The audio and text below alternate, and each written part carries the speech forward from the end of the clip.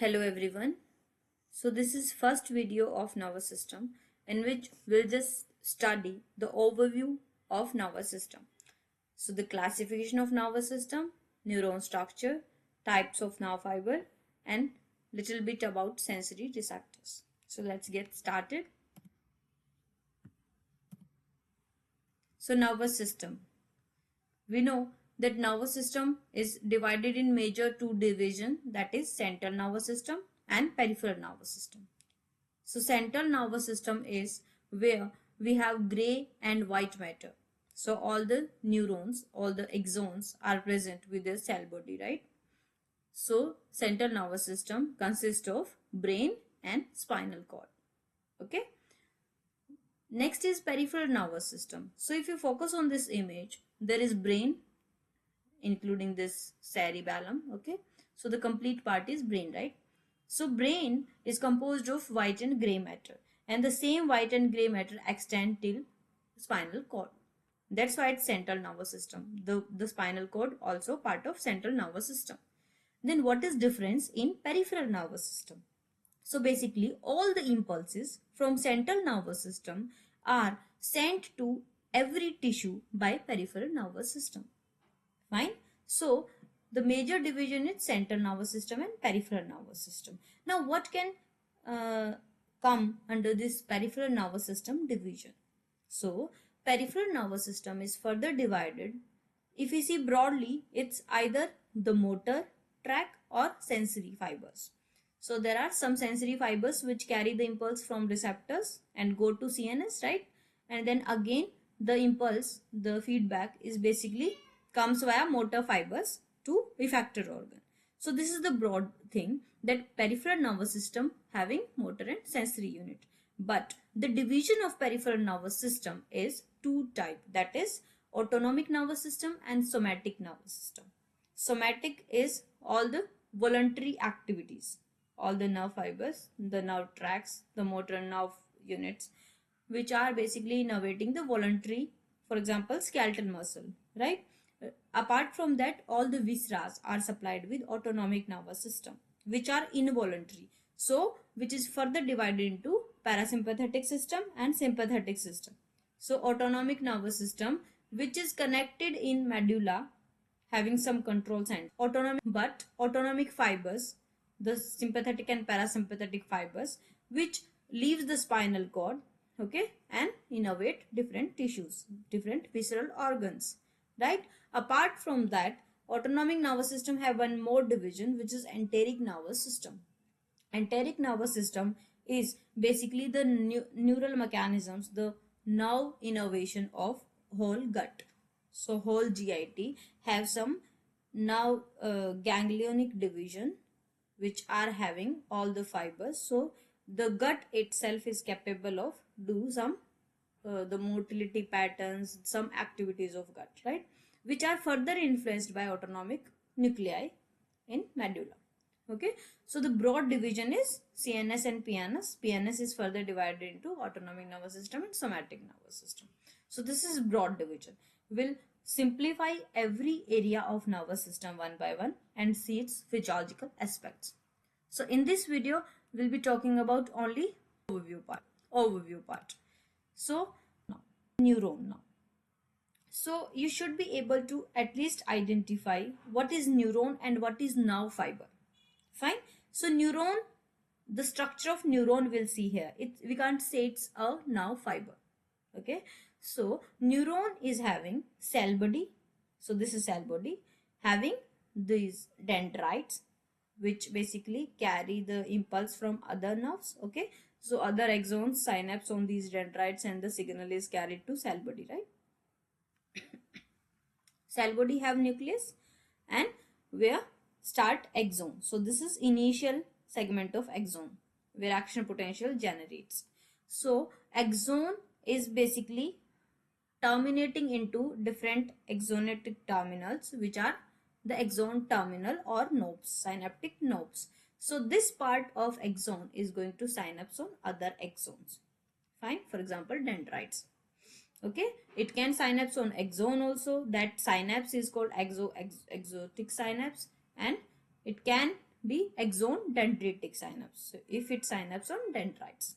Okay, so this is structure of axon.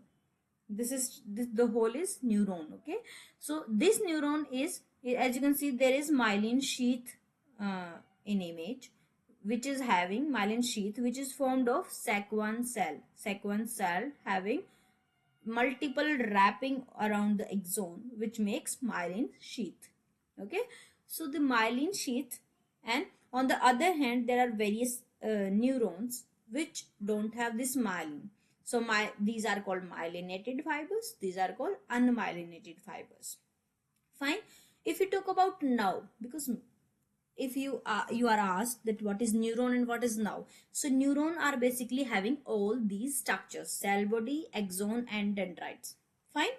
But if we talk about now, so nows are uh, those basically these are motor fibers or sensory fibers which are basically which leaves the central nervous system toward periphery or vice versa. So there are peripheral nerves also which carry a impulse from receptor to CNS or from CNS to effectors. Okay, so these are nerve fibers. For example, motor and sensory nerves. Okay, and one nerve can include many axon fibers. So you should have a clear mind that the cell body are present always in CNS only, right?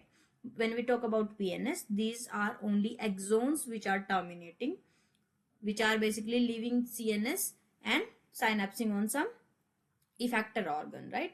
So these nerve endings are only axon fibers, which basically, if they are enveloped in a sheath, that is called nerve. So one nerve can consist of many axon fibers in it. Clear? Okay. So the neuron can be of many types. If we talk about structure, as we have seen in last, is only cell body, axon, and dendrite. Okay, so they can be unipolar. Unipolar is like this: the cell body having an axon, okay, and then here terminals. Bipolar is when two axons terminate on one cell body. Okay, pseudo unipolar is this have one axon, it's not two axon, but the structure is like bipolar, so that's why it's called pseudo unipolar. There can be multipolar. Multipolar means the axon having many, the cell body having many fibers around it. So basically this polar, unipolar, bipolar, or multipolar is based on the direction of action potential. So the nerve impulse, it can travel in unipolar to one direction, in bipolar to two direction, and in multipolar to various directions. That's all. If we talk about action potential in now, you can see my one video. I have made a video of action potential, and in which I have showed how basically the complete dynamics occur, how basically we approaches a threshold value and how action potential occur. Okay, so you can see that video for better clarification, but just having an overview, you can see here that this initial segment, as I told, this is the part where action potential generates. So basically these are dendrites where some neuron synapse over here, and because of that there is sodium influx occur. Okay, fine. So it can be like here, if it's a synapse, that is the thing. If it's a peripheral receptor organ, for example, you can focus here. So this is a neural receptor present over hand, and if a pinprick occur, okay, so that basically activates some neuron. How? It basically either stretch some channels or open some sodium channels or cation channels. So this cationic influx leads to here, as you can see here in this image, that -70 is the resting membrane potential. Fine. So if pinprick occur or sodium influx occur, so internal the membrane potential is going toward more positive state. As you can see, this is very small peak. Okay, so because of some sodium influx, so there is small peak. Fine. So this peak is called EPSP, excitatory postsynaptic potential. Because of these things, because of the small sodium influx, if it's a threshold pinprick. So there are various sensations. So for every sensations, every receptor or nerve ending have some threshold with which it will be activated. So if we have a pinprick, very small pinprick, and that is not able to reach a threshold value, so we are not filling it. Okay, but if we increase the pinprick, the basically strength of pinprick, so if it reaches a threshold value, so that pinprick is going, we are going to feel. Fine. So that's why the sensation and receptors, they have threshold values. So if it, there are some sodium influx, which is EPSP. So if further we increase that stimulus, then this EPSP is converted to threshold value. It touches the threshold value, which is minus 55. Okay. So as it reaches the threshold value, the now have variety of voltage gated cationic channels, because the threshold value is nothing but threshold of all those voltage gated cationic channels. Okay, so all those voltage gated cationic channels open up. Fine, which lead to further shoot out. Further, the membrane potential goes suddenly toward positive state. Why? Because as the threshold value is reached because of some sodium influx, the membrane becomes some positive, and if that positive potential is threshold of all those voltage gated channels, they open up, which lead to a large amount of cationic influx into the cell. Okay, so because of that, large amount of cation enters the cell, which lead to potential toward positive state. That is called action potential. Fine. So any stimulus which is doing cationic influx leading to threshold potential, and that threshold potential lead to all opening of voltage gated cationic channels, which lead to cationic influx and hence action potential. Fine. So if we talk about action potential in a now, it's around 2 millisecond duration. Fine. So that's why a now can't be tetanized. It's very small duration and we can increase frequency of stimulation. So it's not undergoing fatigue. Okay, but synapse can undergo fatigue because neurotransmitter to be released here and depletion of neurotransmitter occur. So now cannot undergo fatigue. So this is all about action potential. Now, if you talk about action potential, that action potential need to be conducted into other fibers, because only in that condition we can feel something, we can see something, because any stimulus, any impulse to be transmitted from one nerve to other to other, and hence the central nervous system and vice versa. Okay, because every motor activity is also vice versa, from central nervous system till the motor track. So that impulse need to be conducted via some fibers. So according to that, depending on the conduction, there are two type of nerve fibers: myelinated and unmyelinated nerve fibers. Fine. So myelinated are, as I have discussed, that I have shown the Sec1 cells which wrap around axon to form myelin, right? So let us see the difference between myelinated and unmyelinated fibers. So myelinated fibers have large diameter. Okay, the axons surrounded by multiple layers of Sec1 cells that form myelin. Okay, on the other hand, unmyelinated fiber are small diameter and there is only one layering of Sec1 cell. Fine. So now what happens if we have myelinated fibers?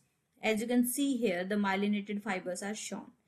Myelinated fibers, so this is the myelin sheath. So the space between myelin sheath is called node of Ranvier. Fine. So node of Ranvier have a large amount of sodium channels, and we don't have sodium channel under myelin. Okay, it acts as a conductor. Fine. So basically, when these sodium influx occur, so membrane potential is transmitting from one node of Ranvier to other node of Ranvier. So it basically jump from, so the cationic influx, it basically jump from one node to other node. It don't have to travel this distance. So that's why the conduction is much faster than unmyelinated nerve fibers. Fine. So this type of conduction, when when there is no extra loss of current, okay, and the current don't have to travel to complete distance, it have to jump from one node to other node. That's why the fast conduction is called saltatory conduction. Okay, so the saltatory conduction is present in myelinated fibers and it's not present in unmyelinated fibers. That's why the conduction velocity is very less in unmyelinated fibers. Okay, the density of sodium channels is more in myelinated and density of sodium channel is less in unmyelinated. Okay, energy consumption is less. Okay, energy consumption is, so ATP consumption is less here. Example, if we see the myelinated fibers, all preganglionic fibers or autonomic nervous system are myelinated. Why? Because they are in CNS. Fine. So the preganglionic, and then they leave the CNS. So they are myelinated. Okay. In peripheral nervous system, more than 1 micrometer in diameter. Okay. Okay, and in unmyelinated fibers, all the postganglionic fibers, sorry, it's by mistake, so all the postganglionic fibers in autonomic nervous system which are less diameter, so those are unmyelinated fibers. So which basically, so basically preganglionic, they leave the CNS, the spinal cord. Okay, they synapse on these postganglionic fibers which are unmyelinated. Fine. So here we should know that saltatory conduction occur in myelinated fibers which lead to a very fast conduction. Fine. Now, so basically we have talked about some aspect of nervous system. One more thing we should know, depending on these conduction we are talking about, depending on these conduction velocities, we have divided nerve fibers in various classifications. So there are two classifications which are very important you should know are, one is Erlanger-Gasser classification and other is numerical classification shown on side. So basically, to make you very clear concept, I have added both the classification, otherwise these are separate classification. 1, 2, 3, 4, this is numerical classification. But to make you remember things, so the numerical classification and Erlanger-Gasser classification, you can relate both of these. Okay, so the most important is Erlanger-Gasser classification. Fine, which is the ABC classification. Numerical is 1, 2, 3, 4. Okay, so Erlanger classification have, depending on conduction velocity, just focus on conduction velocity as you can see. So the conduction velocity is decreasing. Depending on this conduction velocity, they are divided in A, B, C classification. Okay, so let's see which you have to know. Now, if you forgot diameter, it's okay, but you should know at least which fiber is present in which area. For example, A alpha fibers. So A alpha fibers are the 1A fibers, which are the muscle spindle sensory fibers. Sensory, so they are receptors. Okay, the muscle spindle act as receptor, and from where 1A or A alpha fibers, they carry the impulse to the spinal cord. Okay, then the second 1B fibers are basically present in Golgi tendon organ. Fine, they have 80 to 120 meter per second speed. Now A beta fibers or 2 fibers, they are present in cutaneous mechanical receptors, mechanoreceptors and muscle spindle. So basically 1A or 2 fibers are present in muscle spindle, the sensory receptors fiber. Okay, A delta fibers are present, they are free nerve endings which are the pain fibers or temperature fibers. C are unmyelinated fibers which have, as you can see, these are myelinated, so you can see the speed, the conduction velocity, and this is very less unmyelinated. Okay, so these are pain fibers, okay, and temperature fibers. So A delta and C fiber are temperature fibers. Fine, so you should know this classification, this is very important. Now let's see what are different sensory receptors. We have talked about some nerve fibers classification. We should know now at cutaneous level, at periphery level, which type of receptors are present basically, which are sensing different impulses, okay, different signals in form of action potential, they carry this message. Okay, so let's see. So classification of sensory receptors, if we see the functional classification, like what they sense, depending on that this classification is made. First is nociceptor, noci pain, ceptor receptor. So They include pain receptors, thermoceptors which sense temperature. They are chemoreceptors which sense some chemical composition. Okay. Chemoreceptor, for example, they are present in carotid body or aortic body, so they sense the pH level, the CO2 level of blood, right? Mechanoreceptors which sense different touch, pressure, okay, temperature, vibration. So there are some other proprioceptors which sense our joint, where basically the position of joint and muscles. Okay, the baroreceptors which basically detect pressure changes, and hence they detect ultimately stretch changes. Okay, tactile receptors, as I said, the mechanoreceptors, the touch, pressure and vibration. So this is functional classification. At least you should know which type of receptors are present. Baroreceptors are present in carotid sinus and aortic sinus. Okay, proprioceptors are present in every joint. Fine.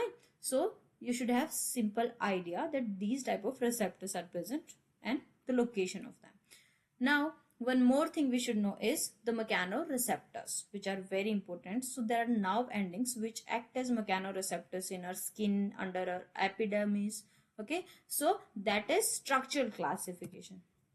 So mechanoreceptors, as you can see, this is epidermis and dermis. Fine. So this is a nerve which is in dermis, and this nerve is having many nerve endings which are basically encapsulated. Okay, so Ruffini's ending, Pacinian capsules, Merkel's disc, Meissner's capsules. Okay, so there are various nerve endings which have different functions. Okay, so you should have an idea about these mechanoreceptors types also. For example, Merkel's disc. This is type 1 fiber, which is a slow adapting fiber, and it senses pressure and texture.